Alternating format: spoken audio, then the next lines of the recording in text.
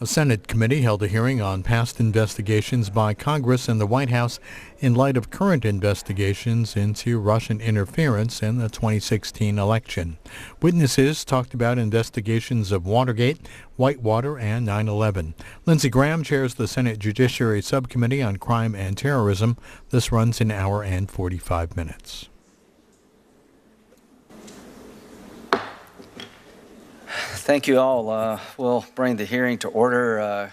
Senator Whitehouse is on his way, and I've been told he's okay with starting. We have Senator Klobuchar. The purpose of this hearing is to explore the distinct roles of Congress and the executive branch with respect to conducting investigations and discuss best practices for preserving the integrity of each process. We have an incredible panel here who've been down this road many times. Criminal investigations are designed to find out if a crime was committed and hold somebody responsible. Congress has a broader mandate. We're not prosecutors, but our goal is to shed light on information that may be highly significant, but not necessarily criminal, adjust policy as needed, change laws when appropriate, but in a particular circumstance, find out what happened, not as a prosecutor, but as a policymaker. The power of Congress. Mr. Rosenberg, one of the leading experts on congressional oversight, said, in the absence of a countervailing constitutional privilege or self-imposed statutory restriction upon its authority, Congress and its committees have a virtual plenary power to compel production of information needed to discharge their legislative functions. I think that's true, but it is bounded by the respect for the criminal process. So we're trying to find out where that boundary exists, how to navigate this problem, and proceed in an orderly manner so that we do not get in the way of Mr. Mueller, but we discharge our duties to the public at large. After having cut my phone off, I'll swear in the witnesses. Could you please rise? Could you raise your right hand, please? Thank you. Do each of you swear that the testimony you give before this committee is the truth, the whole truth, and nothing but the truth, so help you God? Thank you. Well, as I indicated, we have a really incredible group of people who will be very helpful to this committee as to how we move forward. Mr. Richard Ben-Veniste is a fairly legendary fellow. From 95 to 96, Mr. Ben-Veniste acted as chief counsel on the minority side of the Senate Whitewater Committee. From 73 to 75, he held the position of chief of the Watergate Special Prosecutors Watergate Task Force. From 2003 to 2004, he served as one of the 10 commissioners on the bipartisan 9/11 Commission. Welcome and thank you for coming.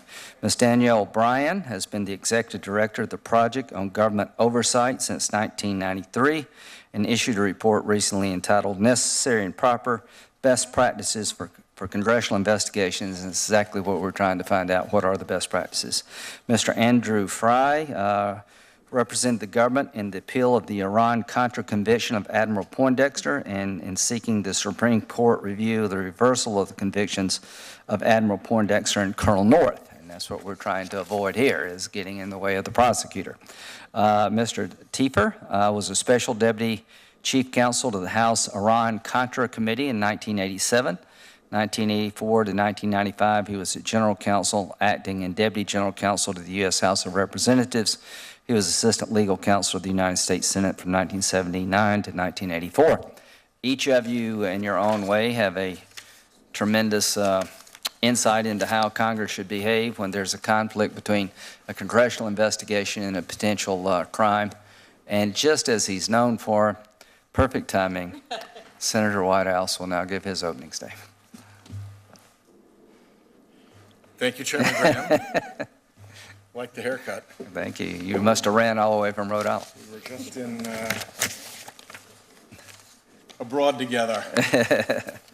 And so first of all, thank you for doing this. I appreciate it very much. We learned today that Donald Trump Jr. knowingly sought information from the Russian government to help his father's campaign, and that the repeated denials were false. I have no doubt that Special Counsel Mueller will get to the bottom of any violations of criminal law, but Congress has a duty to understand who knew what when regarding the Russian government's campaign to help get Donald Trump elected. This afternoon, Senator Graham and I will continue our work in the subcommittee to help the public understand what happened, to frame responses to the threat of continued Russian influence, and in today's case, to ensure that parallel investigations do not conflict. These questions are deadly serious as they implicate the President's fitness to perform the duties of his office. Let me thank Chairman Graham for continuing to persist in holding substantive and consequential hearings in our subcommittee. I hope the full committee gets energized, but in the meantime, this subcommittee is doing its job. The investigative function of Senate committees is vital. Woodrow Wilson once said that the investigative function of Congress is to be preferred even to its legislative function. The Supreme Court has held that the scope of our power of inquiry is as penetrating and far-reaching as the potential power to enact and appropriate under the Constitution. From Senator Truman's investigation of defense contractors to the Army McCarthy hearings to the Watergate hearings, the Senate's investigative function has always been important, even if sometimes imperfect. Senator Graham and I have been prosecutors, as has Senator Klobuchar. We respect the prosecutive function, and we wish to illuminate the boundaries that allow criminal investigations in the executive branch and congressional investigations in the legislative branch to proceed in parallel without harm to either. We are pleased to have experts in this area to help shed the light of their study and experience. One particular issue is the still undisclosed tax returns of Donald Trump and the separate means for criminal investigations and congressional investigations to gain access to such materials. There are different rules and procedures for the executive and legislative branches, but the bottom line is this. While it would be wrong for Senate investigations to peer over the shoulders of executive investigations and look into the contents of their files, there is nothing wrong with both investigations looking at the same evidence acquired separately and consistent with law. One last point before we turn to the witnesses, the assertion in legislative hearings of executive privilege. Attorney General Sessions refused to answer senators' questions based on what he called long-standing Department of Justice practice, protecting the right of the president to assert executive privilege if he chooses, end quote. He said that the basis for this historical practice is laid out in two 1982 memos. Well, I've read those memos. One focuses on Congress's broad power of inquiry to expose corruption in the executive branch, and it emphasizes the limits on executive privilege. The second memo allows the Attorney General to temporarily hold off congressional inquiries while the president decides whether to assert executive privilege.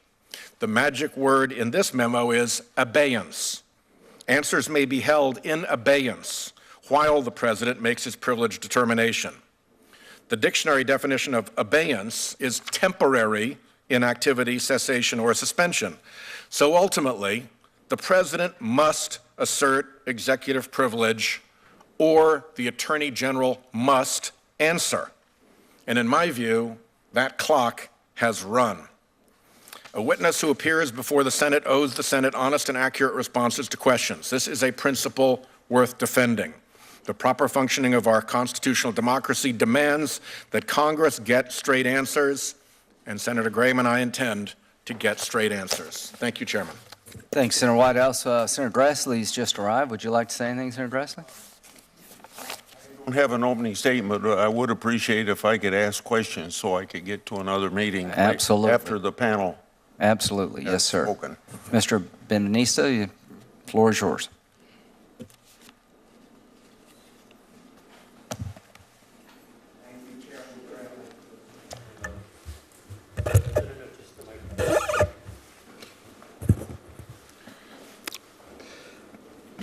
Chairman Graham and Ranking Member Whitehouse, I am pleased to accept your invitation to appear before this subcommittee to discuss my personal views on the overlapping but largely distinguishable responsibilities between congressional oversight hearings and the work of federal prosecutors. I have been fortunate over the course of my legal career to have served as a federal prosecutor in the Southern District of New York, an assistant special prosecutor in the Office of the Watergate Special Prosecution Force, chief minority counsel to the Senate Whitewater Committee, chief counsel in Senate hearings chaired by both Senator Lawton Chiles and Senator Arlen Specter when he was a Republican of Pennsylvania, and as a defense lawyer in a criminal case brought by a special prosecutor, and as a member of the bipartisan 9/11 Commission. Congressional investigations have long been a shining example of democracy in action, informing the public and providing fact-based grounds for critical legislation. Investigations of organized crime, union busting, union corruption, Wall Street banking practices, the Ku Klux Klan, and Vietnam are but a few areas in which important societal changes have resulted from congressional inquiries. As such, I have great appreciation for the invaluable benefit to our society of congressional inquiries that have allowed disinfecting sunlight into dark corners that otherwise might remain hidden from view. And of course, it is in regard to Congress's oversight responsibilities that there is sometimes a bit of bumping and even bruising with prosecutors' function of bringing lawbreakers to justice while ensuring that due process of law is observed and the rights of individuals are respected. Sometimes in high-profile investigations, the prosecution has been too focused on protecting prosecutorial options to appreciate the larger issues of the public's right to know. It is little remembered that Watergate Special Prosecutor Archibald Cox went to court to try to block the Senate Watergate Committee from granting immunity to John Dean. This was not Archie Cox's finest hour.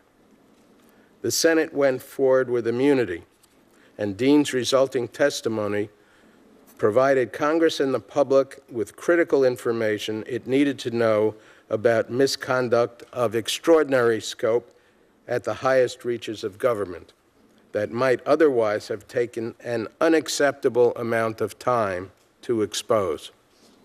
As it happened, Dean was later prosecuted, pleaded guilty, and gave testimony that was irrefutably corroborated by presidential tape recordings. And the evidence uncovered by the Senate Watergate Committee proved essential building blocks to our work in the Special Prosecutor's Office in completing the investigation and bringing indictments and trials.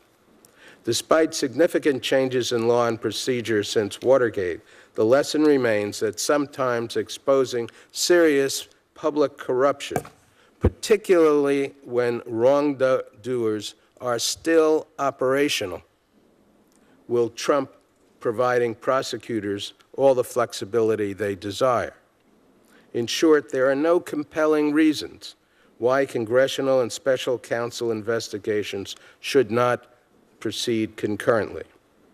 The system works best when congressional committees are in internal sync, where the chair and ranking member are speaking with one voice in planning and executing an investigative strategy that will be both appropriately aggressive and at the same time thoughtfully deferential to legitimate prosecutorial objectives.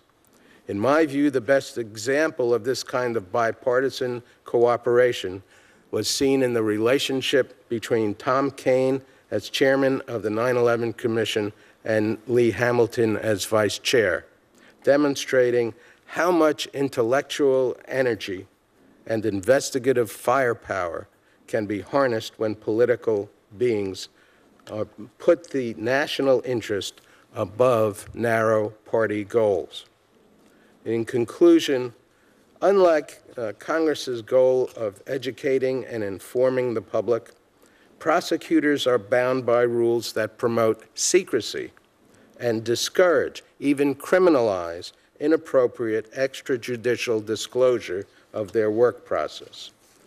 Imbued with tremendous power, prosecutors must have the experience and judgment to separate the wheat from the chaff and exercise discretion in deciding to bring or not bring charges.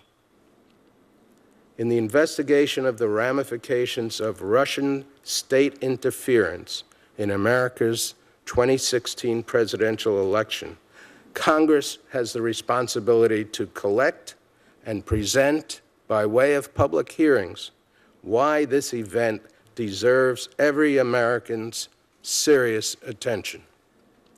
And the judiciary committees of both houses have an additional obligation, in my view, that Special Counsel Robert Mueller be permitted to complete the work he has been duly appointed to oversee, including a fair and thorough investigation of Russia's interference in our presidential election, and whether any U.S. citizen was complicit in or aided and abetted that interference. It must be made clear that serious constitutional remedies would follow any improper attempt to curtail or interfere with Special Counsel Mueller's inquiry. Thank you, and I thank the members of this subcommittee for your attention.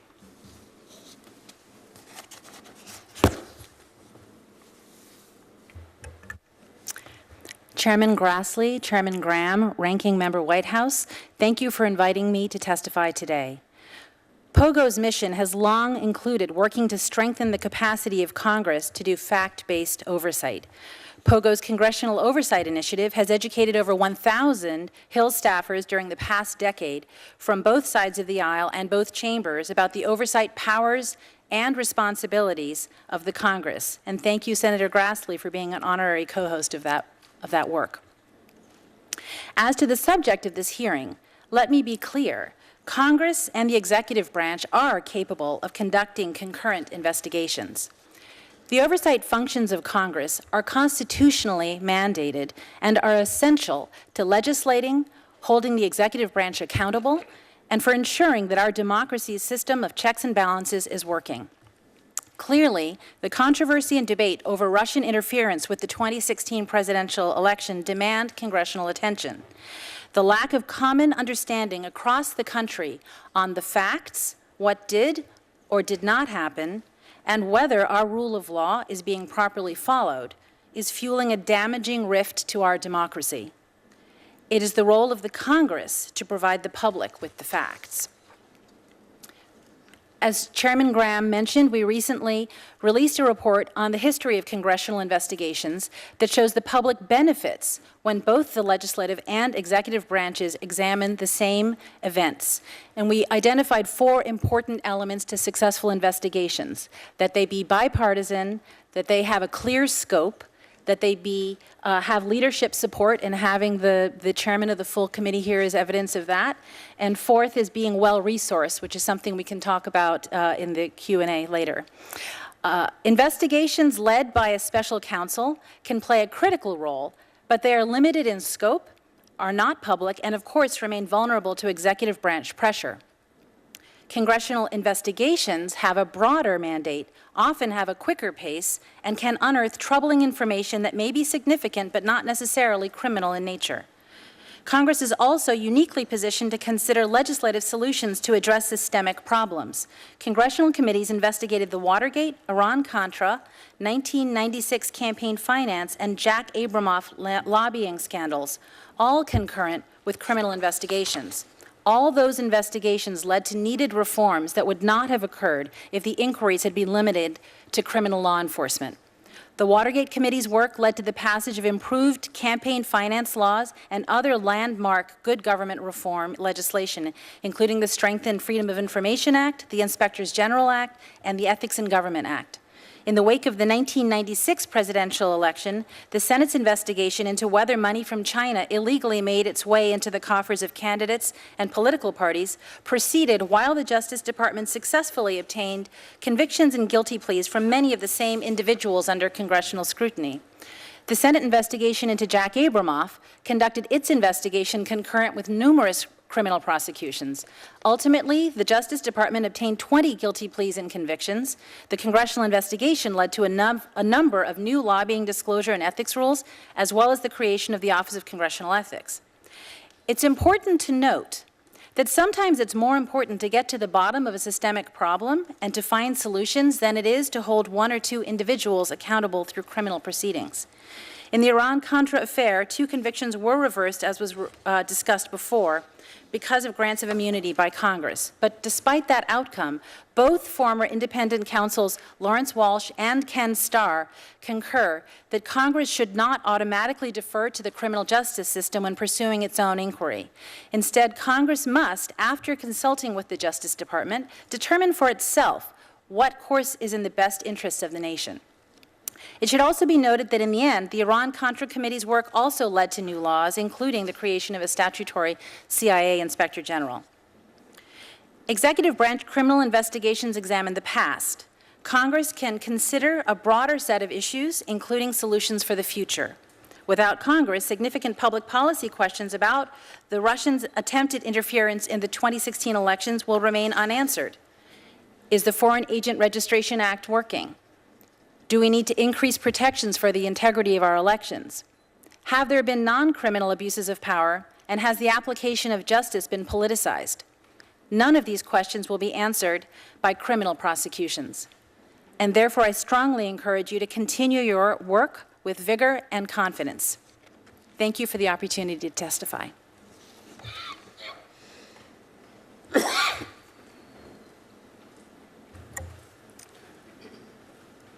Good afternoon, Chairman Graham, Ranking Member Whitehouse, and distinguished members of the subcommittee. Thank you for the opportunity to offer my thoughts on the important topic that's the subject of today's hearing. Now, I think I may be carrying coals to Newcastle when I talk about the overarching issue here, which is whether the committee should defer or abandon in any way its investigation, because I get the sense that everybody has agreed that the committee should not, for reasons that have been expressed over and over by the chairman and by speakers who have preceded me. The functions that the committee will perform are very different from the functions that the criminal investigation performs. As Ms. Bryant said, the committee's efforts are in part backward-looking to gather the facts and to report to the American people what's happened and to inform and guide their own actions in terms of deciding what legislation may be needed and what corrections in governmental action may be necessary. But the emphasis is forward-looking. What can be done to safeguard the 2018 and 2020 elections from a recurrence of interference by Russia or other foreign powers, and also to help our allies in Europe from the same thing happening to them. Criminal investigation is obviously very different. They're essentially backward-looking. There's no interest in the public accounting for events. If people are not indicted, it is the policy of the Department of Justice to say nothing about the circumstances surrounding their involvement, if any, in the events in question. Even successful prosecutions are unlikely to produce a comprehensive overview of what has occurred. They're like pieces of a jigsaw puzzle. You might get half of the pieces of the jigsaw puzzle, but you can't make out the picture with half of the pieces. Whereas the committee, hopefully, if it conducts its investigations, will be in a position to paint a complete picture or a nearly complete picture that will be much more meaningful. And in contrast to the situation that existed under the Independent Counsel statute, the Department of Justice regulations do not provide for any general report of findings by the special counsel. In fact, the special counsel has a very limited reporting function to the Attorney General, and it's confidential. It's not public. And the regulations also provide for very limited reporting by the Attorney General to the Congress. Now, because of the divergence in goals and procedures, the important objectives of a congressional investigation cannot be served by the criminal investigation. And whereas here there's need for expedition, the congressional inquiry needs to proceed without delay. Now, in Iran-Contra, the events, the destruction of the finding by Admiral Poindexter occurred in November of 1985, and the decision of the Court of Appeals in the Poindexter case was in November of 1991, 6 years later. So it takes a while. We don't know how long in the case of Special Counsel Mueller's investigation, but you can't count on a speedy resolution of the criminal investigation. At the same time, it cannot be denied that the congressional inquiry can damage the prospects for successful prosecution. That's what happened in the Iran-Contra cases because of the granting of immunity to Admiral Poindexter and Colonel North. Now, in part, I'm told by people who were involved at that stage that that was due to, there was a degree of overconfidence on the part of the Congressional Council that nothing bad would happen from the grant of immunity. That was a mistaken prediction in an area that's very hard to predict because two judges can confound any prediction that's made. As a practical matter, immunity is the issue that poses by far the greatest risk to the success of two parallel investigations. And I'm sure you'll find that the crucial witnesses are unlikely to agree to testify in your hearing without a grant of immunity. And you're going to have to work in close cooperation with the special counsel. And I've made some suggestions about mechanisms that may work for reducing the risk of immunity grants causing damage to the prosecution, and we can talk about that during the question and answer period. The point I want to close with is that you may find in some instances that there's an irreconcilable conflict between the committee's need for immunized testimony of a crucial witness and the special counsel's need to avoid immunizing that witness in order to preserve the prospects for a successful prosecution. In those circumstances, as Ms. Bryant has said, the responsibility for balancing the interests of criminal prosecution against the interest in full disclosure for legislative purposes is yours. Thank you very much.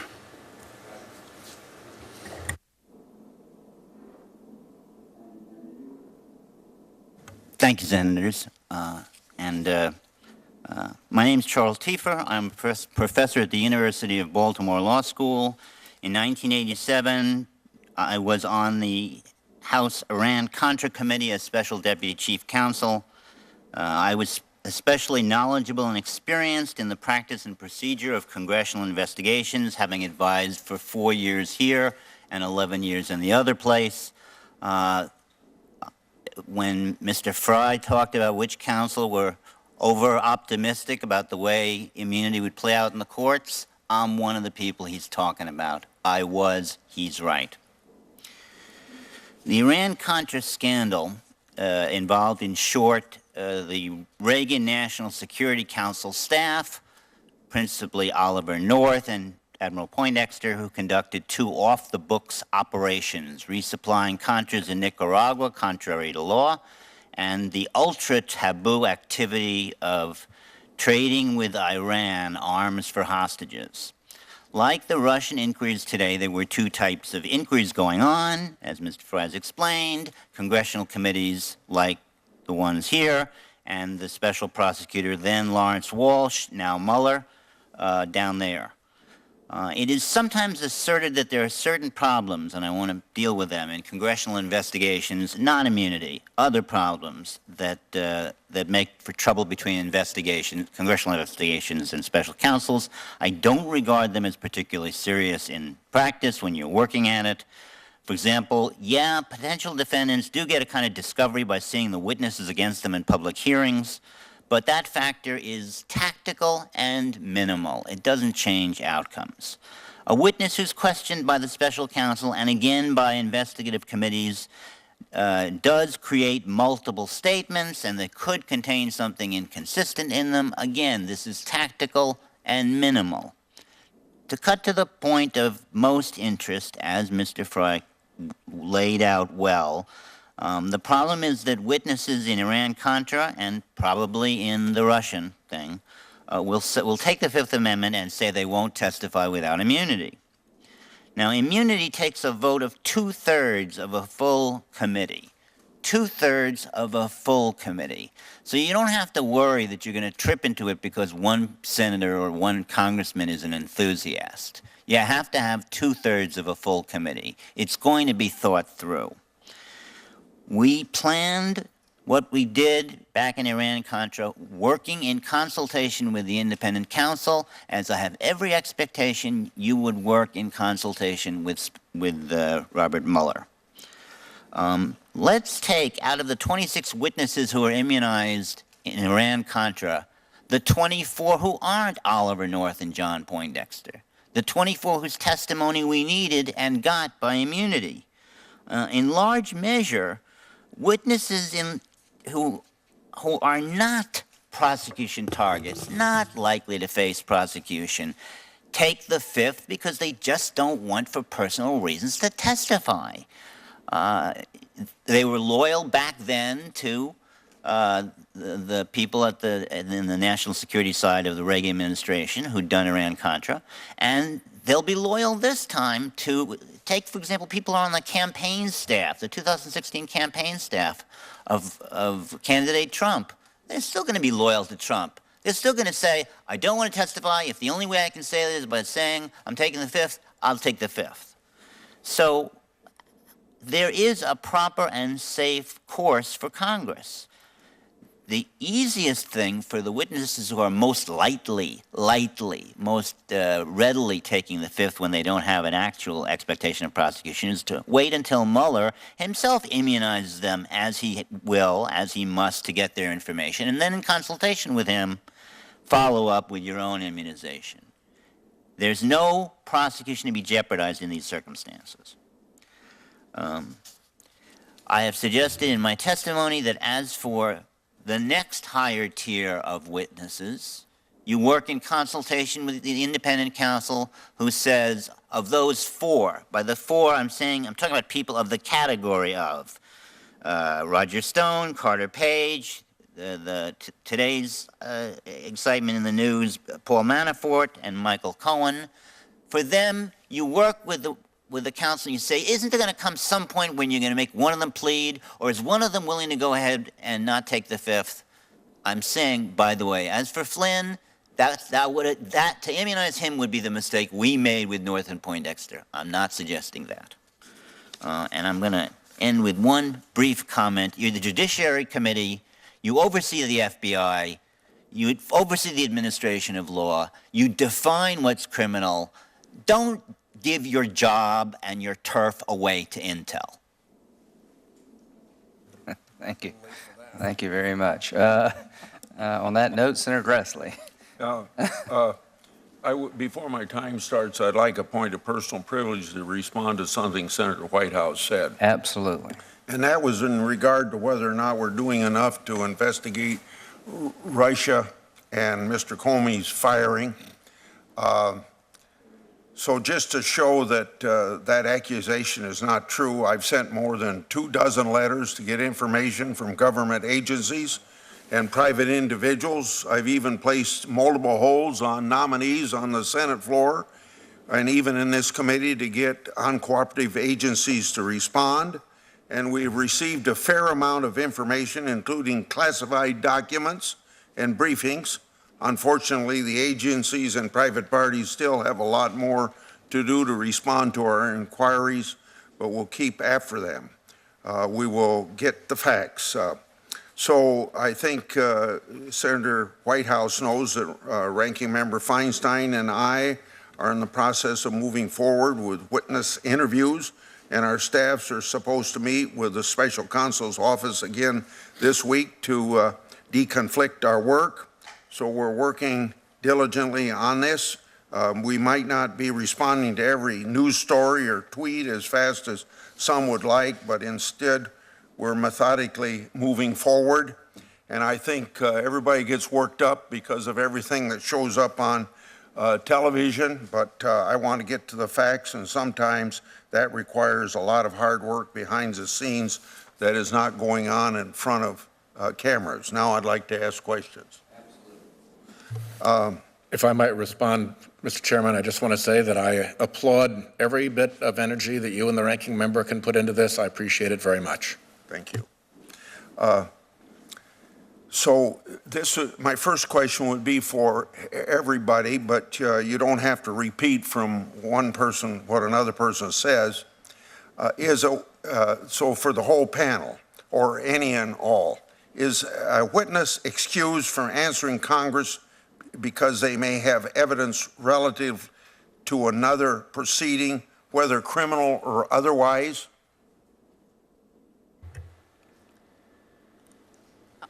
I'm happy to answer first.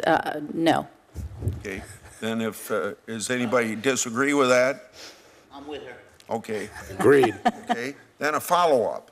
If a witness refuses to provide testimony to Congress on the grounds that is relevant to a criminal proceeding, can the witness still be held in contempt of Congress? And if so, would a court of law enforce that contempt citation anyway? That would not be an appropriate grounds to refuse to answer unless that individual were personally in jeopardy. Any disagreement on that? Go ahead.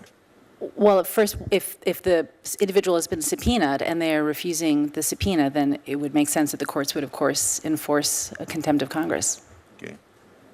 Then another follow-up on the same subject. What about a witness who refuses to provide documents on the same grounds? Would the result be the same? Yes, think so. it would be the same result unless the act of producing the documents would itself jeopardize the person who is Are we asked to talking produce. about a witness who invokes the self-incrimination privilege or just refuses to provide the documents on the ground that they're relevant to a criminal investigation? I think we're talking just about the documents. Yeah, yes. if the latter, that's no excuse. There's no basis in the law for that. Okay. So then this will lead to my last question on this first question of two that I have. So, for example, this committee has sought copies of Director Comey's memos from his friend, Professor Richmond. Director Comey testified that he provided copies to the professor, and the professor declined to respond whether he retained those copies when our committee asked. In fact, in a highly unusual move, the professor directed all questions to the special counsel.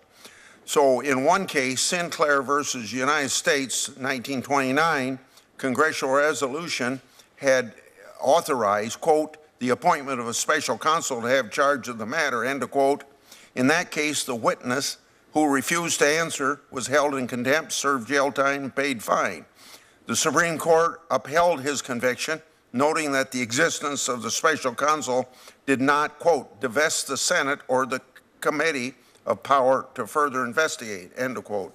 If the committee compelled Mr. Richmond, Professor Richmond, to provide any copies of the memo in his possession or to testify about them and about his communication with Mr. Comey, he would be required answering notwithstanding any relevance to Special Counsel Mueller's investigation.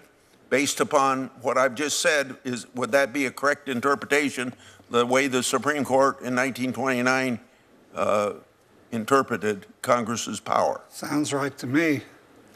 Senator, the Congress's power to conduct investigations is found in the Constitution, and so the fact that there is a criminal inquiry doesn't diminish the powers of the Congress. No, Chairman Grassley, I know of no professor-student privilege, nor do I think that the bare bones factual scenario you have laid out provides a defense to non-production. On the other hand, since you are in frequent contact with Mr. Mueller and the special counsel staff, I think it behooves you in comity with that investigation to try to understand what the professor is talking about and then make your decision based on the factual record that you established. I would just say that I wouldn't accept the professor's explanation. If the special counsel had a concern about the production to the committee, that would be one thing. The professor's freestanding concern seems to me not to carry very much weight. if the special counsel had a concern, you would want to have him explain it to you at least. Right. It ought not be determinative, but it's something you should listen to and evaluate. I'm over my 5 minutes, so Mr. Tiefer, I'm going to submit a question to you for answer in writing, please. Well, thank you. Thank you very much. Under what circumstance, Professor Tiefer, under what circumstances might Congress seek an immunity order from a court for witness testimony? What might be a reason for Congress to decline to seek an immunity order?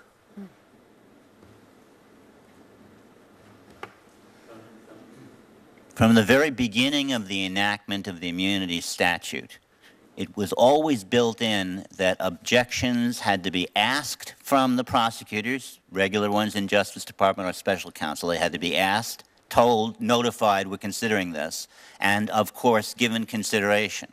I think the image that the writers of the immunity statute had in their mind was that there might even be a hearing at which prosecutors could come and say, this will make things hard for our prosecution, please don't immunize this witness. We may want to go after him. We may want to pressure him. We may want to try to get a plea from him. And so that was the way they pictured it at the beginning.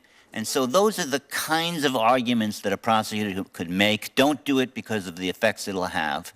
And which would be weighed and considered by a congressional committee, which probably starts with a great deal of deference to the prosecutor and says, well, we don't want to mess up your efforts. We're not going to do that. If I may comment on that, I may be wrong about this, but I don't believe the court has the power to refuse the committee's request for an immunity order simply because the Attorney General opposes it. What the Attorney General has the right to do is ask for a 20-day delay in the issuance of the immunity order so that he can the department can perfect its preservation of its evidence and minimize the risk of taint from the immunity order. But it cannot require the court not to issue the immunity order. If the committee or the Congress duly asks for the immunity order, the court is required to give it if the circumstances set forth in the statute are satisfied.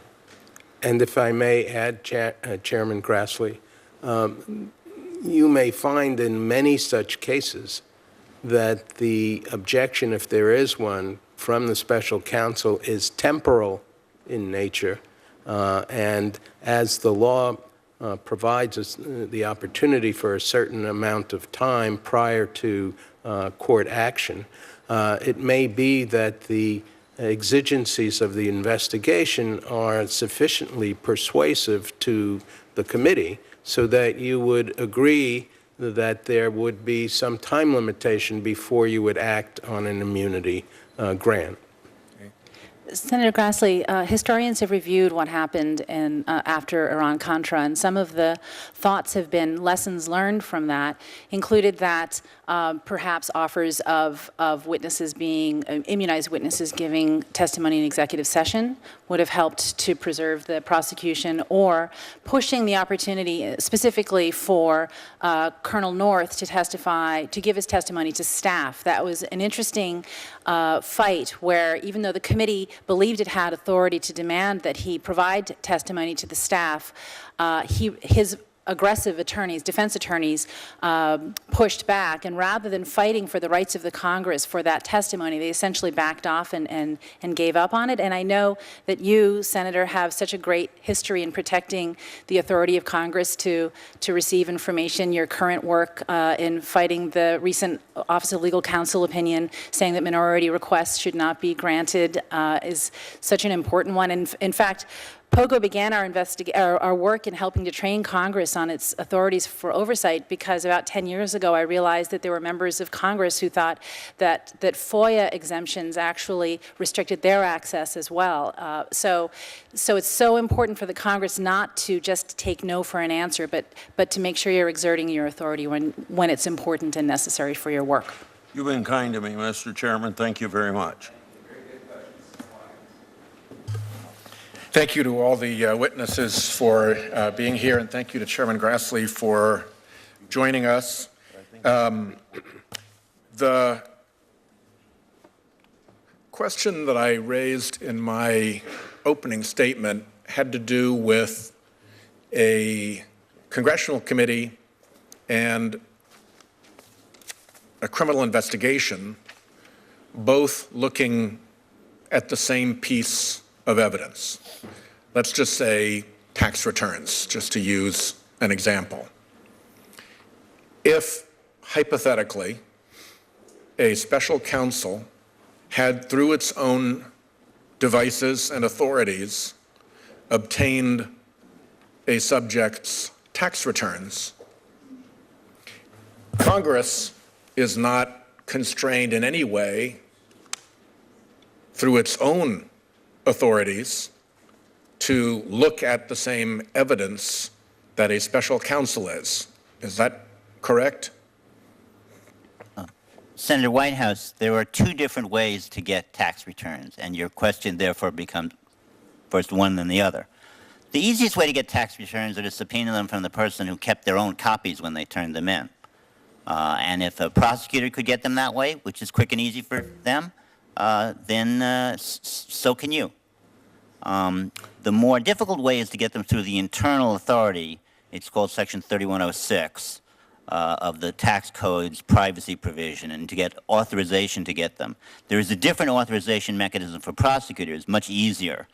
To get them through the IRS. To get them through the IRS. Yes. But for the Senate committee, what it takes is a resolution of the Senate, a one-chamber resolution. And there is nothing about a criminal investigator having a piece of evidence that limits Congress's ability through its own devices to get that same piece of evidence. My point is, we're not allowed to go knock on Special Counsel Mueller's door and say, what have you got that's interesting?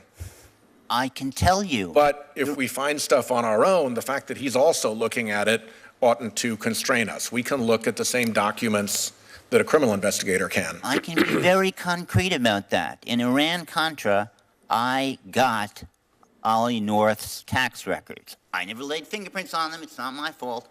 But if anything happened to them. But I was the one who got the authority established that the House Iran-Contra committee could get the tax returns.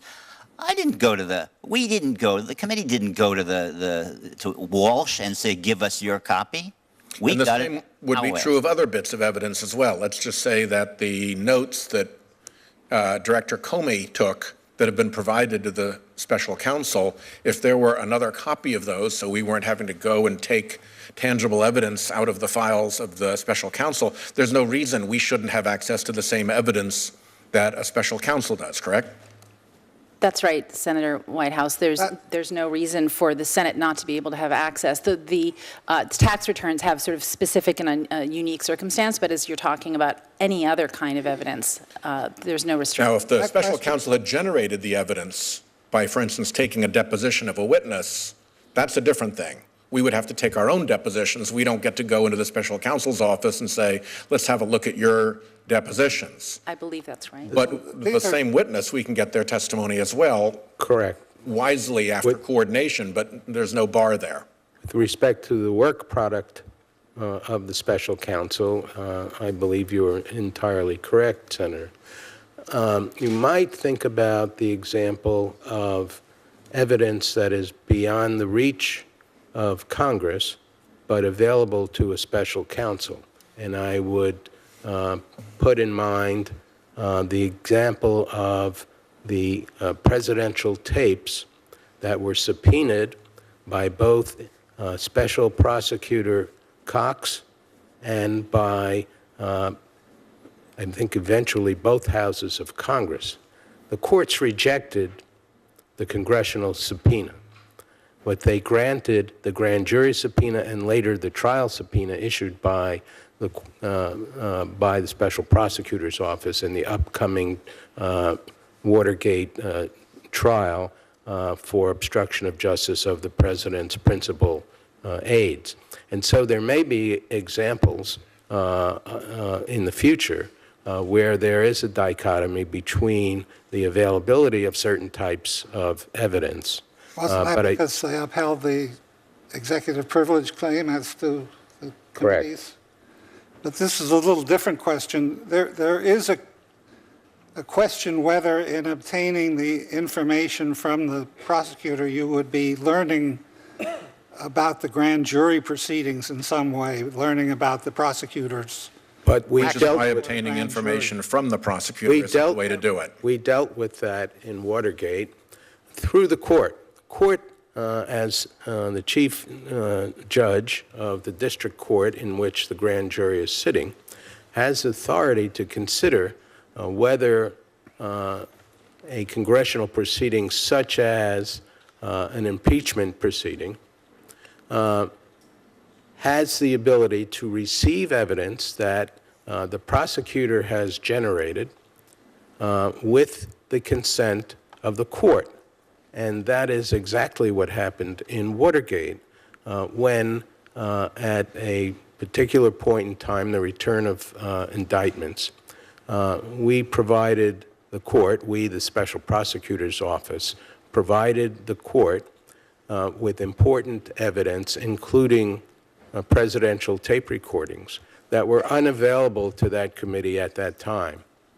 And the court granted our application based on the need and the constitutional process under which those materials would be provided. Chairman, my time's expired. Thank you very much. Thank you, Mr. Chairman. Thank you all for being here today. I want you to imagine that you are a senior advisor to the President of the United States, not necessarily this president, but any president of the United States. And you are involved in an issue at the White House, which the subject of which the Attorney General decided to appoint a special counsel to investigate. And the FBI was investigating too. If you were subpoenaed or asked to come before a congressional committee, as that White House aide, would you come testify, Mr. Fry? Are you asking about the attorney-client privilege? Excuse me. No, sir. I'm asking whether you would come testify. You're a senior advisor to the president. You were involved in an issue. You don't think you did anything wrong, but you were involved with an issue that is now being investigated by the FBI and special counsel appointed by the Attorney General of the United States. And you were asked to come down to a congressional committee and tell us everything you know about the issue.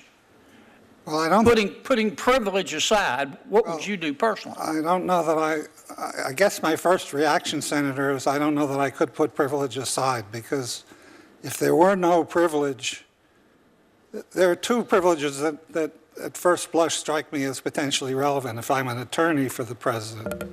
One is the attorney-client privilege and one is the executive privilege. If neither of those were available, I'm not sure that I would feel that I could refuse to appear before. Well, here's what I'm getting to. I don't really want to go too far on the issue of privilege, because I'm sure you could talk a long time about that very eloquently. Why would anybody come testify? This is really a question, not a suggestion. Why would anybody come testify before Congress about the subject of a criminal investigation if they were involved in it? Well, Senator, that depends on the nature of involvement. If there is marginal argument for criminal charges based on that involvement, yes, it might be prudent to assert a privilege. But you're talking about not asserting a privilege. If you don't assert a privilege, then you have no basis as a citizen of this country to refuse. Well, I understand that. Why wouldn't everybody assert a privilege? I mean, wouldn't you assert a privilege? Why wouldn't everybody refuse to cooperate with the United States Congress? If they thought they could go to jail, yes. With or without the threat of going to jail, one would hope that citizens of this country respect the Congress of the United States to the extent of responding to legitimate questions that they may be asked. Well, I'm not suggesting that they should or shouldn't. I'm just trying to understand in the real world, Counselor. You're telling me that if you were senior counsel to the President of the United States and you were involved in a matter that the FBI was investigating. Senator, just let me just finish my question. Sorry. I'm just trying to understand practically why anybody would come testify before. Well, there's two pieces to that. Would I come? The answer is yes, because it would be a matter of disrespect to the Senate not to appear. Now, when I got here, would I testify? That's a different question. And the answer to that question is the circumstances that you hypothesize may very well be circumstances in which executive privilege would apply. That's what executive privilege is for. It's to protect certain confidential communications with the president. We also got the Fifth Amendment, too. Well, I'm assuming that I haven't been involved in anything that's remotely criminal. Well, but I guess my question is, how can you safely make that assumption? You don't know what the special counsel's doing.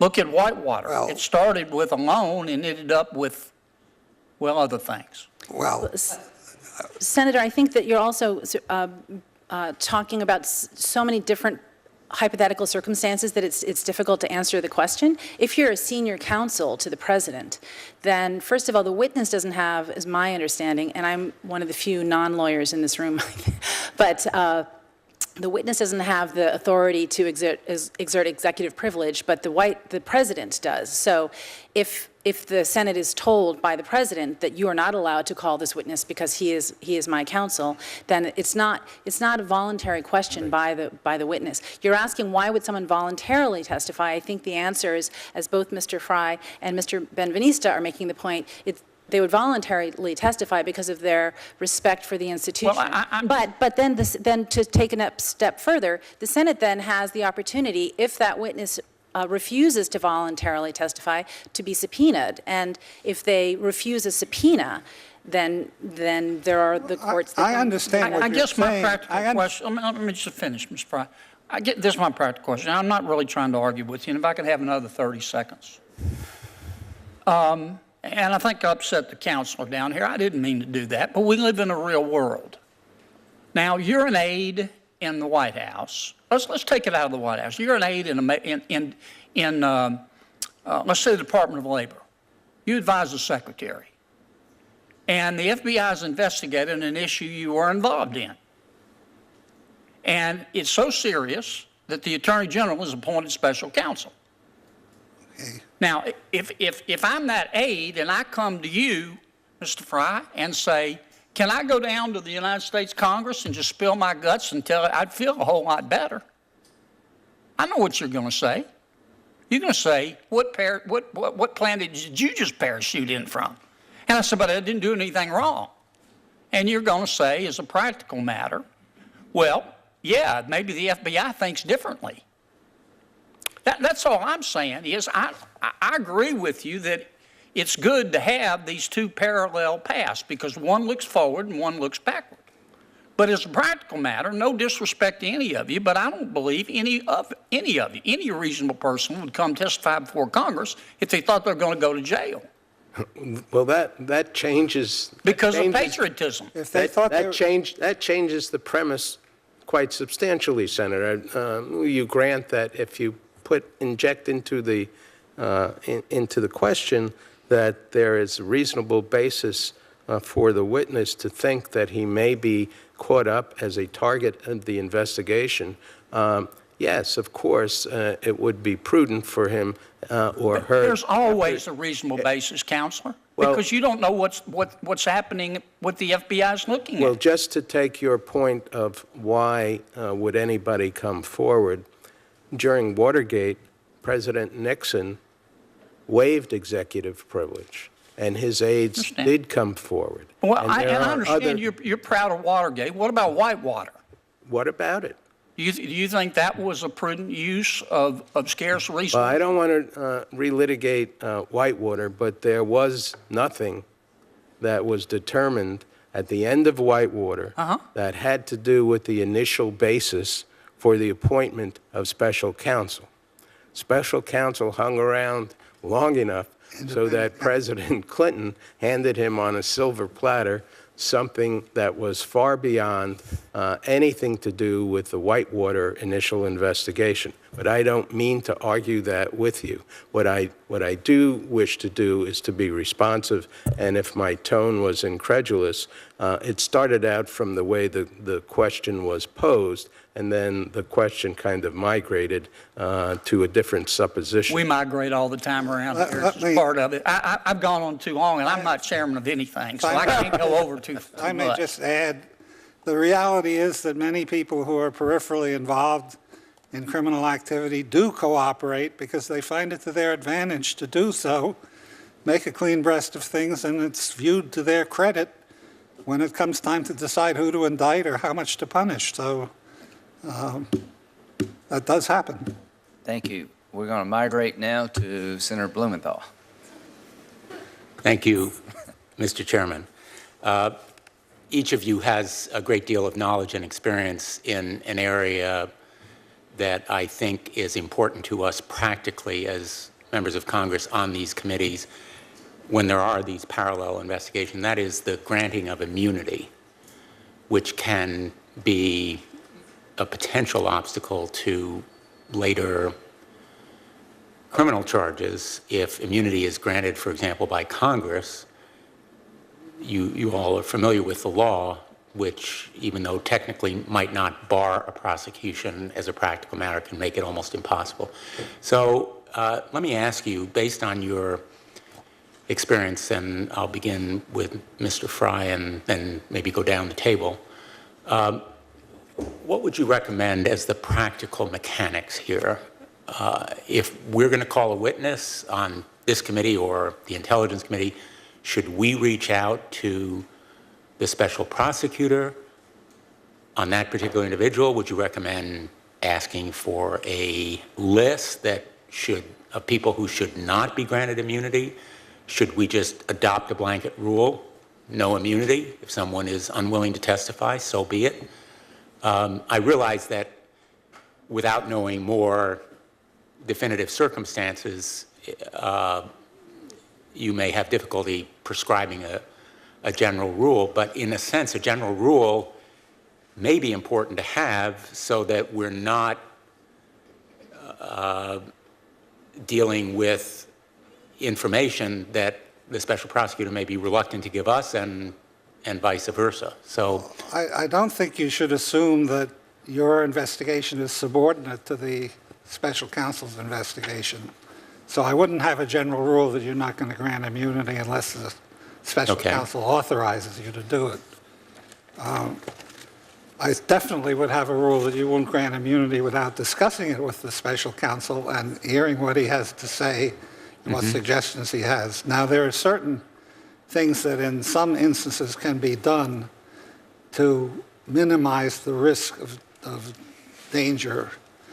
For example, the special counsel may, in some instances, be getting guilty pleas from some people who can then be granted immunity in other areas where they might have exposure and be entitled to invoke the privilege.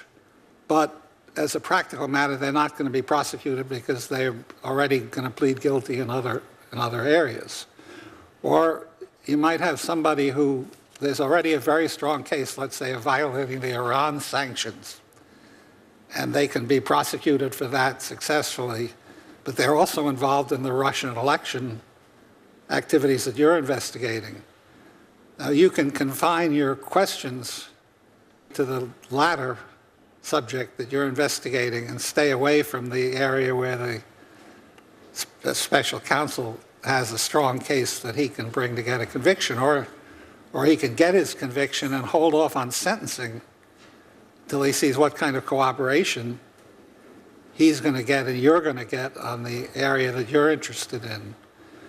So there are devices like that that can be employed cooperatively with the special counsel as a practical matter to get testimony or to be able to afford to give immunity to a witness in an area where it won't be damaging to the special counsel's prosecutorial efforts.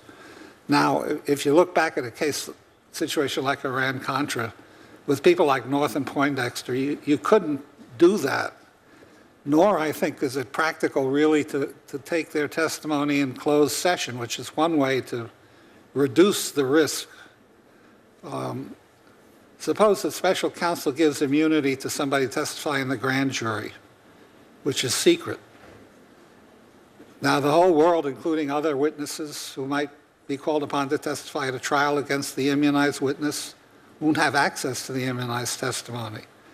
And therefore, it's unlikely or much less likely that the immunized testimony will taint the testimony of these other witnesses. And therefore, it's practical that somebody who is given immunized testimony in the grand jury can still be prosecuted because of the secrecy. Now, the same thing could be done in theory in the congressional hearing. That is, you could take testimony in a closed session, although the secrecy, the assurances of secrecy in Congress are certainly not as great as the assurances of secrecy in the grand jury.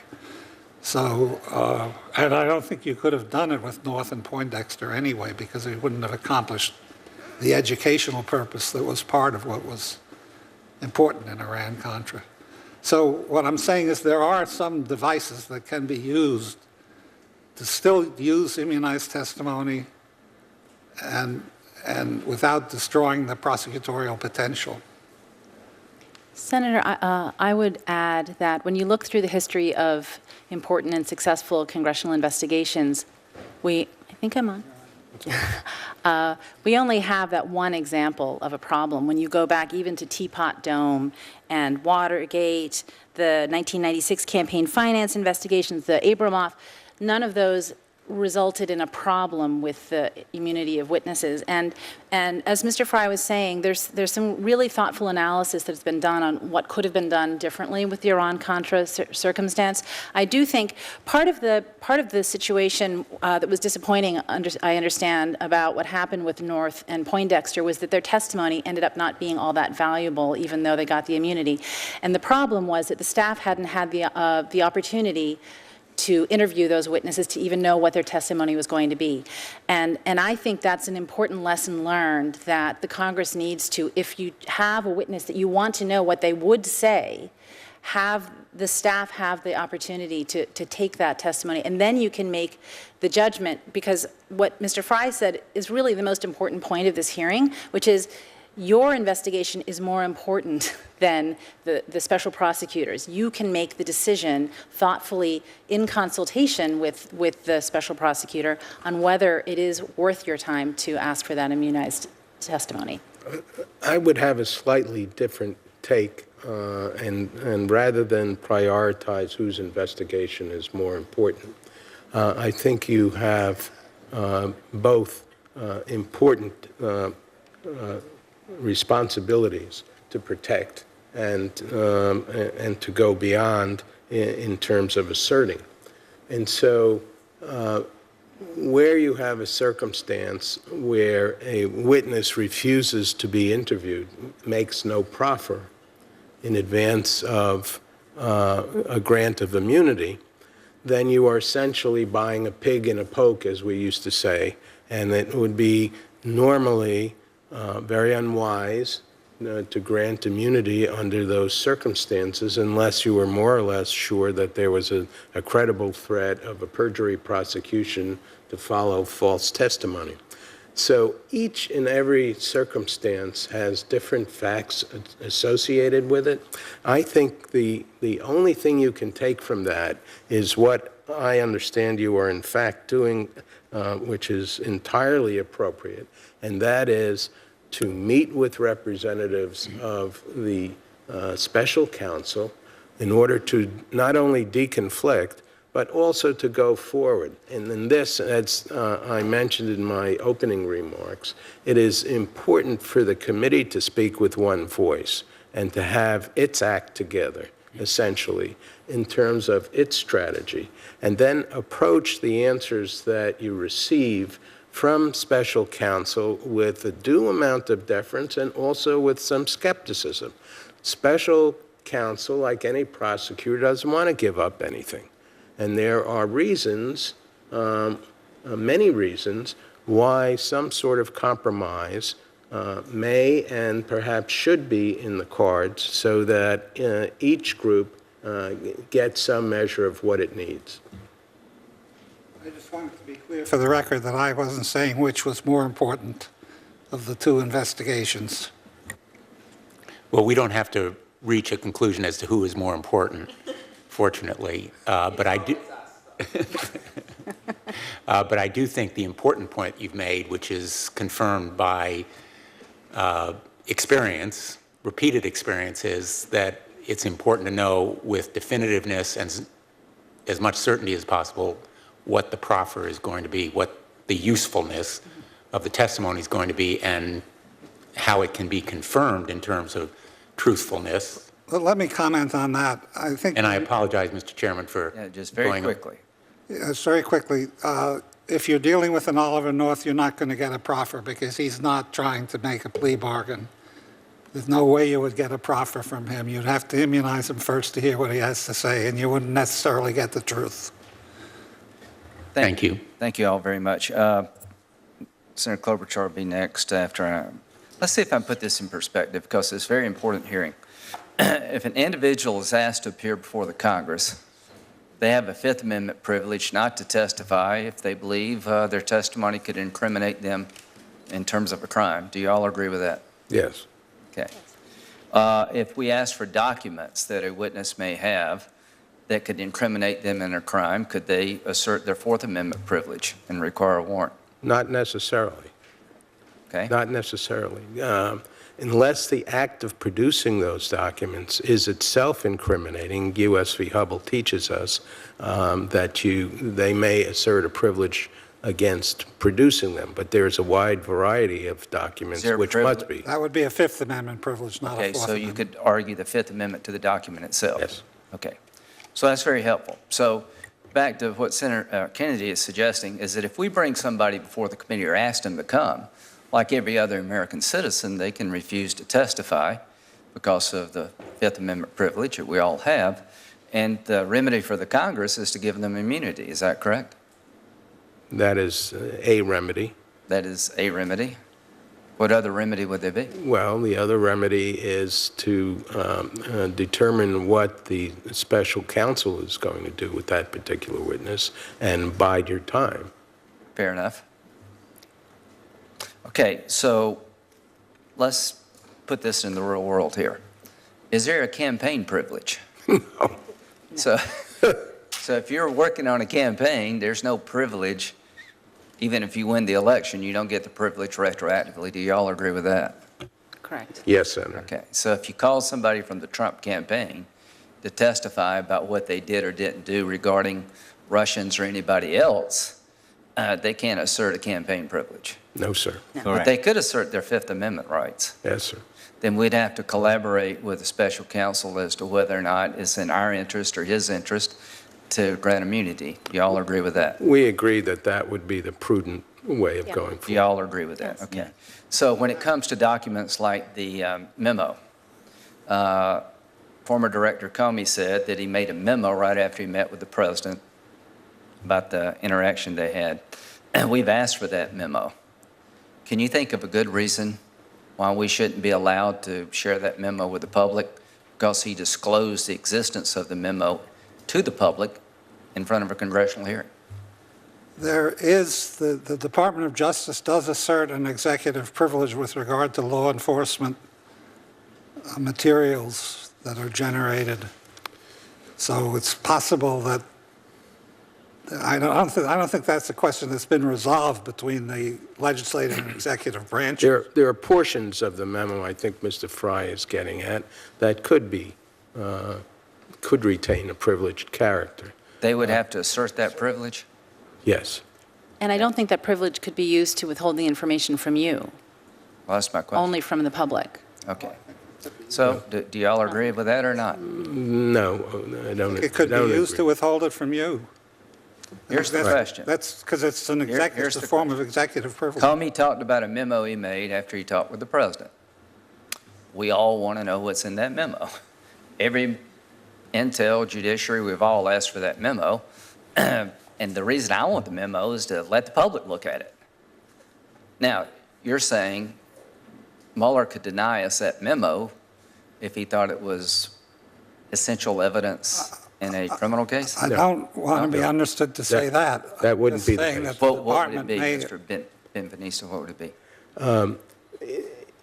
Mr. Comey, as I recall his testimony, Well, the memo was made, yeah, go ahead. said that he constructed the memo in a way so that it would not be classified. Right. So I have my doubts about whether there's anything in that memo that could ultimately be shielded from this committee. That's different saying that information is classified versus you can't get it. Right. So a conversation between the president and Comey is not classified. Information they talked about might be classified. Could the president exert executive privilege over the memo? Has the memo been provided to the committee? No, not the committee as a whole. Well, I haven't studied the question, so I don't have an opinion on whether I don't This is believe why we so. called y'all here. So what we're trying to do is find out where their boundaries and our boundaries intersect. I don't know about you. I'd like to know what's in the memo, but I don't want to screw up a prosecution. Right. So I think the prudent way to proceed is to meet with Special Counsel Mueller to find out whether he has specific objections to this committee receiving that memo, whether you subpoena it from the... Well, let me tell you what he's decided. He's allowed the ranking member and the chairman to look at the memo in private, but nobody else, and I find that objectionable. So I just want to put that on the record. Chairman, I would agree with you that it is objectionable. There is no privilege that I can think of that would allow him to withhold that information from the Congress, and you have the right to subpoena it from other people, including the professor that famously received them. Okay, one other thing that maybe is not in your purview, but this is very interesting to this situation. You have different committees investigating the same matter. Here's the problem.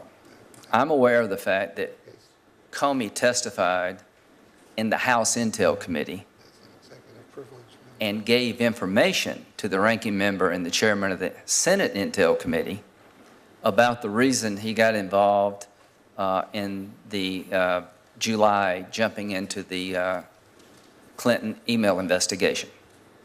That I have reason to believe that before those two committees, he said that the main reason he took over Loretta Lynch's job was not because of the tarmac meeting between her and Bill Clinton, it's because he had intel to the effect that the Russians may have intercepted a email between the DOJ and the DNC that would have been, I think, devastating the Department of Justice. Whether that's true or not, my question is,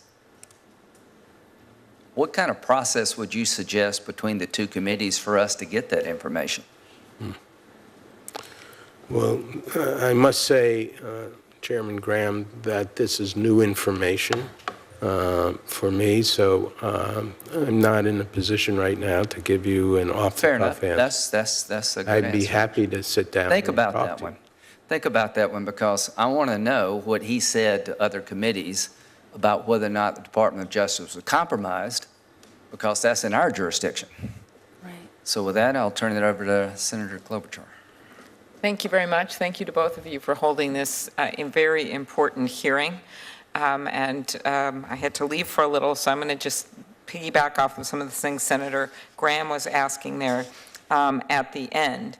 And that is that this issue of, we've heard many witnesses come before Senate committees and refuse to discuss the nature of private conversations with the president when the president has not invoked executive privilege to cover those conversations. So my question is there any legal basis for this position, and what authorities does Congress have to compel answers to questions in situations like this? I'll start with you, Professor Tiefer, since you work with my husband. So I trust you. Any reason for that's a good reason, Senator Klobuchar. I'm grateful. the strong tradition going back to 1961 and embodied in Justice Department memos is a claim of executive privilege has to be made by the president himself. And the explanation for that is often given as, well, you have, 2 million people working for the federal government. They can't all be able to give executive privilege. And no one has come up. So that's the short answer. People shouldn't be claiming it unless they can back it up from And the authority that we have to compel answers? Can be exercised unless and until a privilege like that is argued. That is, you demand the witness appear and you ask for either testimony or documents, and you get them. Anyone else want to join in? Well, the authority is, if you have to, you can go to the courts with a contempt of Congress citation and prosecute that way if they're not subjecting themselves to your demands. And if I could also add to the point that the chairman was raising, because of the jurisdictional boundaries between the committees, those are self-imposed. So those are things that you could collectively decide to have joint hearings in closed session. I know that Senator McCain has talked about select committees as an alternative. Yeah, you just walked into where I was going, so that's okay. Good. Does anyone want to follow up on the first question, though? Anything more? I can only say that I observed the non-assertion of executive privilege as a way of not answering questions under executive privilege, which is kind of bizarre. Thank you for pointing that out. That's what we thought. I had one question. I wasn't clear. I wasn't clear. Under the Justice Department procedures, there's supposed to be an opportunity to ask the president whether he wants to exercise executive privilege. I don't know whether that opportunity has existed, but I agree that the president is probably the one who has to decide to exercise the privilege. Okay. But there's supposed to be a process of negotiation over the request. At least that's what the department, President Reagan's memo anticipated would happen before the president makes a decision whether he wants to invoke the privilege or not. But I think it's understood by the department to be the president's decision to whether to invoke the privilege. Right. So I thank you. And I know that Professor Tiefer had raised this issue before, and this is just the issue of jurisdiction. I've been publicly frustrated with the fact. I'm glad that Senator Warner and Senator Burr are leading their Intelligence Committee investigation and trying to make as many hearings public as possible. But they have a focus, and that focus is on intelligence, and that focus is on that international focus, well as this committee has jurisdiction over the FBI and over civil rights and over the Justice Department, and so many of these issues, to me, seems like they should be under the jurisdiction of this committee, actually the full committee, and this subcommittee has been incredible in trying to lead the way. But could you comment about that, the judiciary committees, just based on your past experience with these cases, what you've seen the Judiciary Committee involved in and what you think matters here? You want to start there, Mr.? Well, as I said in my prepared remarks, I believe the judiciary committees of both houses of Congress have a special responsibility when it comes to Special Counsel Mueller. Now, the head of the FBI, James Comey, was fired. The reasons are certainly murky at best. The original reason provided by the White House was superseded in an interview by the president with the media. And then over the last few weeks, there's been discussion about whether the president will fire Special Counsel Mueller. Now, I believe that the judiciary committees have some obligation, and I hope you undertake it, to ensure that the principle that we are a nation of laws is followed in practice as well as in form, and that you discuss and ultimately publicly what consequences there would be to the improper removal of Special Counsel Mueller from doing his job. Very good. And that certainly would be not under the Intelligence Committee jurisdiction, so. I can address a different aspect of what I understood your question to be. One of the issues here is whether the activity of the Russians requires new legislation to fill in the gaps that may exist, if there are gaps in Title 18.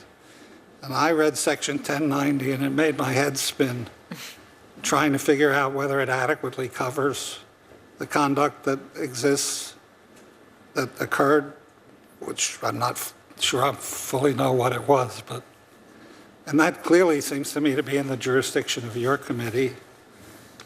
So I think you clearly have a proper role to play in this. Now, obviously, there should be coordination between you and the Intelligence Committee so that there's not a lot of duplication of effort and so that you can share the results of your activities. Thank you. And I think that, yeah, we would obviously do that. Ms. Bryan, you brought us down this road, so. Yes, well, I think there's no doubt that your committee has tremendous importance in the vast array of issues that are potentially at stake, including the Foreign Agent Registration Act and the election integrity. There's so many policy reforms that may be required that would require this committee's understanding of exactly what, if any, weaknesses exist in existing laws. And so I would encourage, because I learned this morning, I was glad to see in the Wall Street Journal that the House and Senate Intelligence Committees intend to have one report together where they're going to be including dissenting views, which is in itself a great model. If you can't reach consensus, at least include the dissenting views. I would encourage you maybe to reach out to the committee and see if there's some kind of way of having some collaboration as well with your work. But one of the things that I see is making it more difficult for you is the staffing resources that the committee currently has. I think in the report that we released about sort of best practices for investigations, one of the 4 essential features is to be adequately resourced. And even this is. And we, just so you know, I'm the ranking on the Rules Committee, and we've had received requests from other committees to bulk up their work in this area, and we haven't gotten one from judiciary outside the Supreme Court. So that could happen. And I would also note the Rules Committee has jurisdiction over elections, over state elections. There have been hacking there. We also have not had a hearing on the Rules Committee. And so what I'm concerned about here is everything, the responses to this, not just the firing and all those things, but the responses to protect our elections are really not in the Intelligence Committee, the Right. election infrastructure, all those things.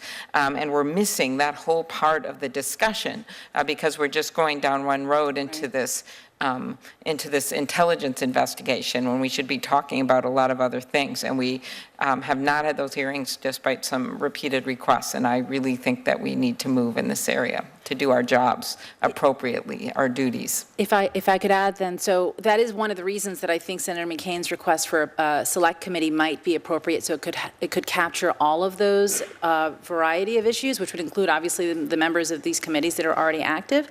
But to give a comparison in the staffing, the Iran-Contra Committee had 181 staff, the Church Committee had 133 staff, and the Benghazi Committee had 46 staff. So this is not to say that the current staff aren't fabulous, but they're human beings. Well, that's arguable, but. And you're looking at them behind us. So let me just sort of tell you what we've done. We've tried to find out what the tools are in the toolbox of Russia abroad, how they interfere with elections over there, how these tools have been applied here to come up with solutions to the 2018-2020 problem. So we've done that. We've had very good hearings. As to staff, quite frankly, if I feel like we need more, we'll ask for more. Here's my frustration.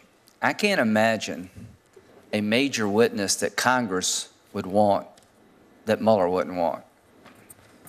Don Jr. We saw the email today. I think everybody in Congress wants him to explain what was that all about. I don't know if Mueller wants to find out what that was all about, but I would imagine he would be interested. Y'all have done this before very quickly. What would you advise us to do with people like Kushner and Don Jr. and Manafort? Well, they are what I would call pretty close to the top of the food chain. Right. Ordinarily, in building an investigation and generating facts, you work your way up unless there's an opportunity to jump over middle management and get to the C-suite quickly. I suggest that, again, the committee, and I'm not so sure that it's a great idea to discuss it in public, but that... But meet with Mueller. We'll certainly meet with Mueller, but the committee itself needs to get its marching orders in order and to find agreement. The worst thing that can happen is if there are different voices coming from the same committee and you're not marching in unison. It's difficult enough, as we have heard and have little practical advice for, when there are internecine struggles for turf within the Congress. Right. And so on the question of investigative priorities, I think you need to sit down, get your act together, and then to meet with Mueller and to determine what areas of collaboration and cooperation you can hammer out. We've already had one meeting. I think the chairman and the member have had another, and there's a series of meetings. But I think pretty much everybody agrees that we'd like to know about the email. So, good case of if we call him, what damage does it do? So, Ms. Bryan, what would you... You're not going to find out until you ask that question and get an answer. Right. But I would suggest, most respectfully, that you not emulate kiddie soccer, where everybody's rushing to the ball, and all the rules are put aside and all of your discipline is put aside. I agree with you more. We need to methodically go through this. As to what would happen if Mueller were fired for no cause, it'd be disastrous, and I have absolutely no reason to believe that's going to happen. But I, along with many others, have said that's a non-starter, so you don't need to worry about that. There'd be plenty of blowback. May I suggest, Senator Graham, that when you go to the meeting, you have two tools: a list of names of people you want and a calendar, and that in effect, your consultation is a negotiation with a special counsel. And he says, number one, number two on the list, you can have them tomorrow. Everybody can have them tomorrow. The whole purpose of that question is not to ask how we move forward organizationally, but to suggest that we can move forward. That's the point. That even though both groups may want to hear from the same witness, which I imagine we will with these major people, you're telling us as the committee, we have a right to do that. We just have to exercise it reasonably and logically. Exactly. There's no Does question. everybody agree with that concept? Exactly. Everyone agrees. You agree with that, Mr. Fry? Yes, I think so. So if Mr. Mueller tells us we can consult, we can listen, but we have our own powers, is what you're telling us, and we just need to exercise those responsibly. Yes. Especially remembering that Mr. Mueller is focused entirely on criminality, and Right. you have a much broader set of questions. I think this conflict we're talking about is going to mature, and I can understand from his point of view why it would, but just from my point of view, being the subcommittee chairman, I think your advice is good, that we need to decide among ourselves, where are we going? Let me tell you where I'm going. I'm going to try to find out what the Russians did and make sure they don't do it again. Remember that documents are very And that's important. the goal of this whole deal. Absolutely. Remember that documents are a very important part of what And you're that- looking and that- for, and they're not subject to the privilege.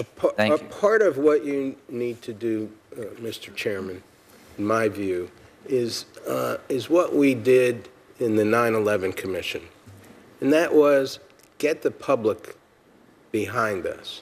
And the way we did that was to have open hearings and to have the American public realize that we were asking the kind of questions that we should be asking of the people we needed to Well, question. Mr. Clapper was really good that it's important. Clapper and Yes. and the deputy attorney, what was her name? Yeah, they were great saying But- this is Sally important. Yates. Right. Sally But- Yates. So Yeah. we agree with you. That's why we're having this hearing. That's why we have other hearings saying this is important because 2018 will be here before you know it. 2020 will be here before you know it. Senator Whitehouse. I'd like to ask a slightly different question. The Judiciary Committee has oversight responsibility over the Department of Justice and the FBI. There are times when, as part of that oversight responsibility, it is important for us to be able to determine that the Department of Justice and/or the FBI actually did a credible job of doing an investigation, that they didn't botch it, and that they didn't bury it for political reasons, that they actually did their job. And it seems to me that that oversight comes into potential conflict with the protection of the substance and the contents of an executive investigation. And the way that I think this can be worked out, but I'd like your thoughts, is that we might not be entitled to ask the investigators what they did in an ongoing investigation, but we're certainly entitled to find out whether people were assigned to the investigation, how many there were. There's a difference between an investigation that has one person assigned to it and an investigation that has 60 people assigned to it. We're entitled not necessarily to paw through the documents that they have collected, but we're entitled to find out if they actually did discovery. Were there subpoenas? How many files of paper did they fill? Did they ever do any witness interviews? Seems to me that those are legitimate questions to ask that don't intrude on the protection for ongoing criminal investigations. And simple things like, if you're doing a RICO, did you go through the process the Department of Justice has for signing off on a RICO approval? Did you follow your own internal guidelines? None of those questions would seem to me to interfere with the legitimate protection of an ongoing criminal prosecution or investigation from legislative interference. What are your thoughts in that area? What are the types of questions that we can ask in our oversight role to assure that criminal investigations, or frankly even civil investigations, were neither botched nor buried?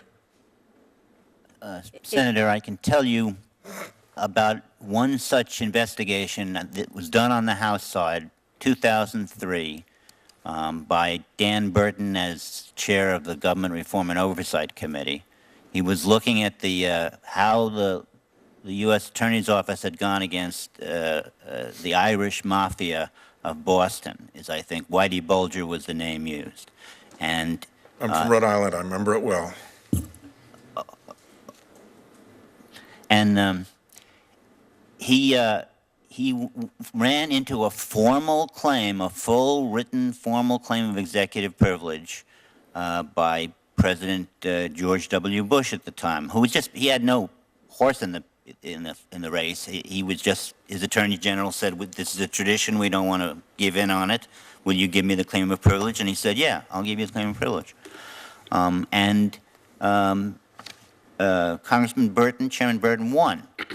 He went to the mat. He was willing to go to contempt, and he got the materials. Some things were subtracted from them, and the particular things are those that were genuine Rule 6E, that is like actual transcripts of the grand jury rather than just things that touched the grand jury or been asked for the grand jury or something out there. And that was a remarkable example because it was not that many committee chairs, Senate or House, are interested in doing that kind of retrospective oversight, but he did it. So if you have any further comments on that subject, I'd love to give you the chance to answer with an answer for the record in writing so that we have a good record of that. I think it's an important question, and it's a little bit at an angle to what else we've been talking about.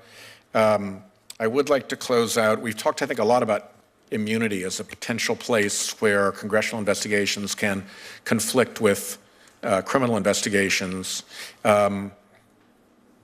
Another place where I think we probably need to be careful is calling a witness who may be a cooperating witness in the criminal investigation unbeknownst to the rest of the world, because they could be asked questions here whose truthful answer would reveal their status as cooperators before the investigation wanted that revealed.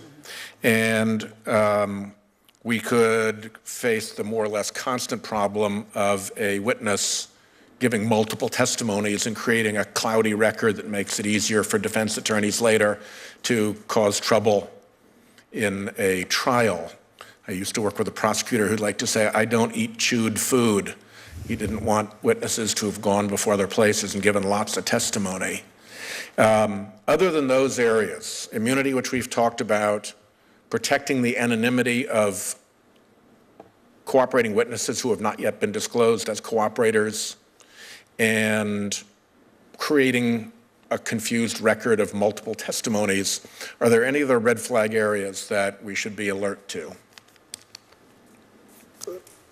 Make it a question for the record, too, so that we can follow up. As a former prosecutor, I will tell you that my experience tells me that necessity is the mother of invention in virtually all of these categories.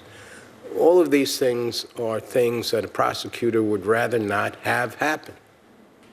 If he had his druthers, he doesn't want what he regards as a premature revelation of a cooperating witness's status. He doesn't want the opportunity for his witness to screw up by giving inconsistent statements in different venues and the like. So they are remedied by figuring out workouts around the problem. They are remedied by doing the work to make sure the witness is prepared adequately before he or she is handed off to some other body that's going to take sworn testimony. So these are all in a nutshell, areas of hazard, but not insurmountable hazard. Exactly. To finish that thought, so if you're a prosecutor and you're a chief witness, you had your star witness, your chief witness, your only witness, all things being equal, you wouldn't send them up to Congress to get beat up. No. Unless you, okay, makes perfect sense to me. Thank you all very much. Been very helpful. We're going to plow ahead here and see if we can come up with a witness list that we think serves the benefit of the Judiciary Committee in our lane.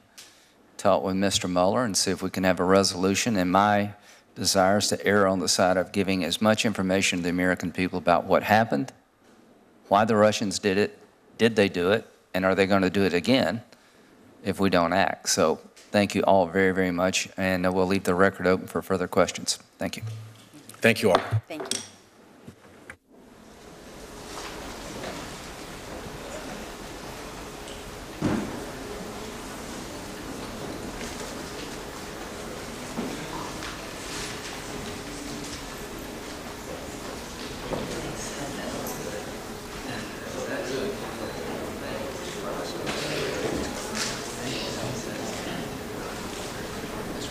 Thank you. That was very, very helpful.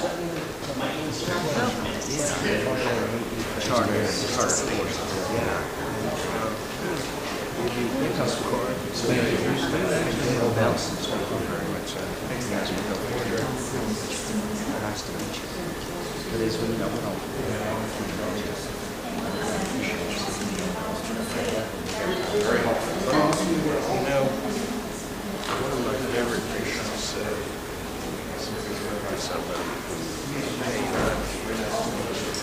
totally sophisticated. As you know, he's right go on. So we may get a lot of that.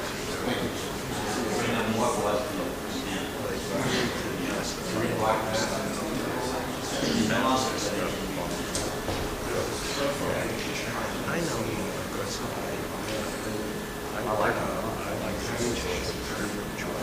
he's the Obi-Wan Kenobi of the moment. How do you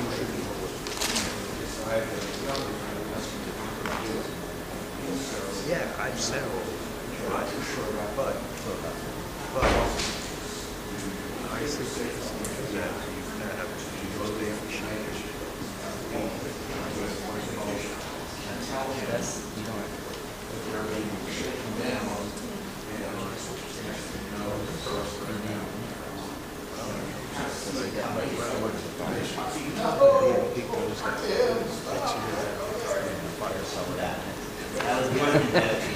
Good. All right. I know how chance you had. Yeah, that's right. The same result. Thank you. Thanks. Thank you. Thanks for coming. Oh, no, it was interesting. Thanks for coming. Oh, okay. Thanks. Daniel? Yeah. Go Lions. You got a phone? Yeah. Let's do a selfie. Let's do a selfie. Let's go Lions.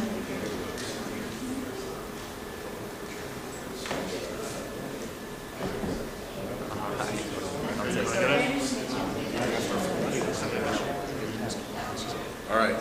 Lindsay, mind if I got a picture with you? Sorry? Mind if I got a picture with you? Yeah, that'd be great. Here, give it to me. I'll take it. Appreciate it. Thanks. That's what I do when I'm around these celebrity senators. You know? I like this. All right. Thank you very much.